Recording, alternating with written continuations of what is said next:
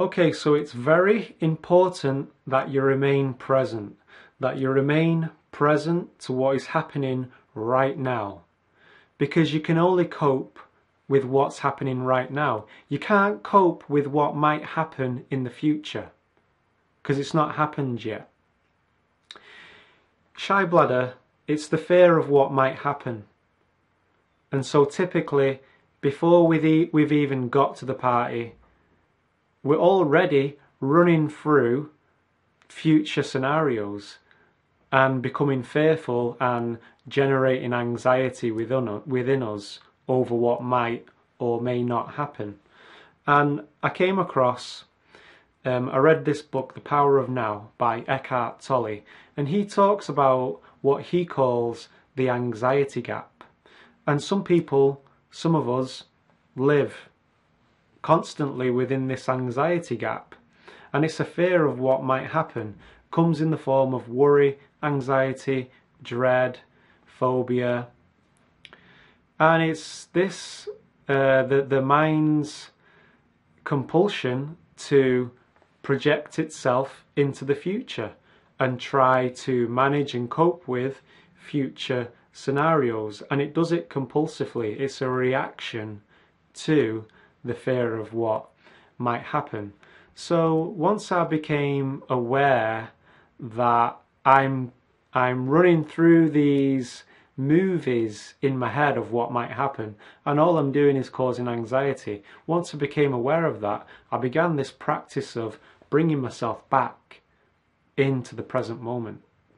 And it's one thing to know about this intellectually, it's another thing entirely to actually apply it, to begin the practice of it, and to be able to apply it when it matters, when you're at the party or on the date or in the business meeting. That's another thing entirely. It can come across as, very obvious. Okay, don't project myself into the future, be in the now.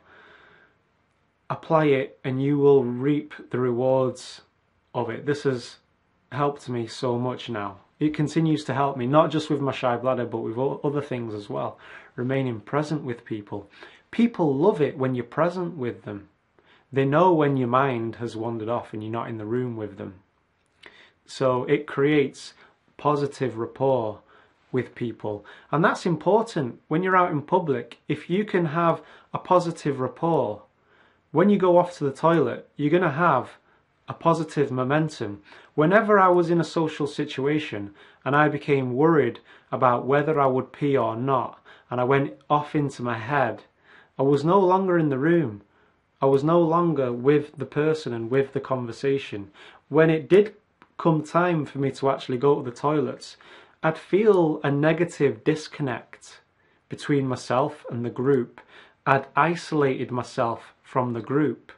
So it's also the practice of not just being present, but engaging. Being present and also engaging who is with you at the time. So that's also helped.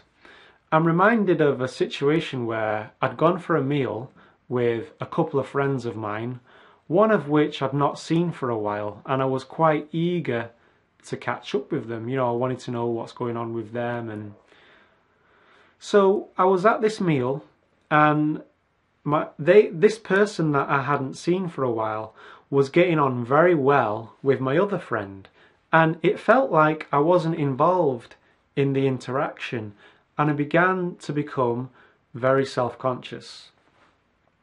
And I was very conscious of the fact that I wasn't engaging and I wasn't saying much. And I'd already had the habit of asking myself this question. And the question is, what is actually happening right now? What is actually happening right now? Okay, I'm having these thoughts that I'm not engaging, so I'm aware of this happening. I'm in a restaurant. I'm sat on this chair. There are other people having meals and enjoying their interaction. And it brought me back into the world of solid objects.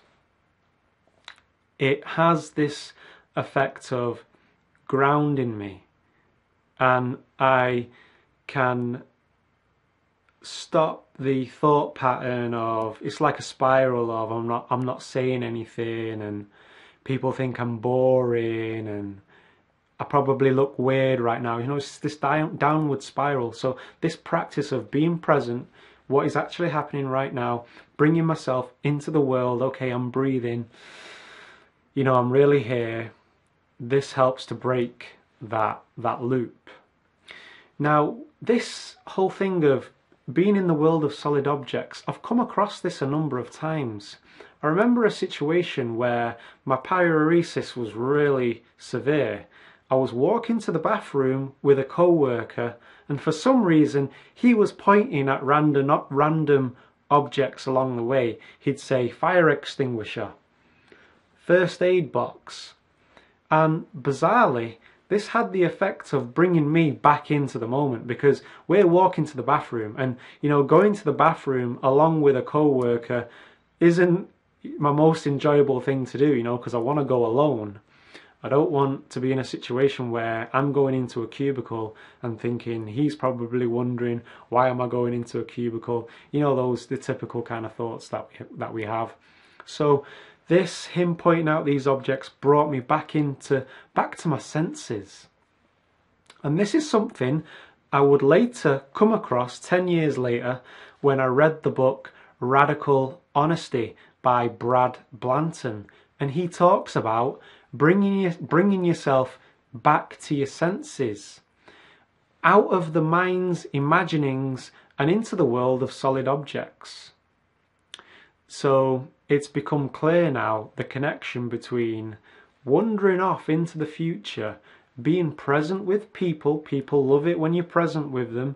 It generates positive rapport. You're engaging the world, and being in the world of your senses, in the world of solid objects, is taking an objective view of your experience rather than retreating into subjectivity. Now, there's nothing wrong with being subjective, but we don't want to do that compulsively and as a negative reaction. So it's living consciously and living with more awareness.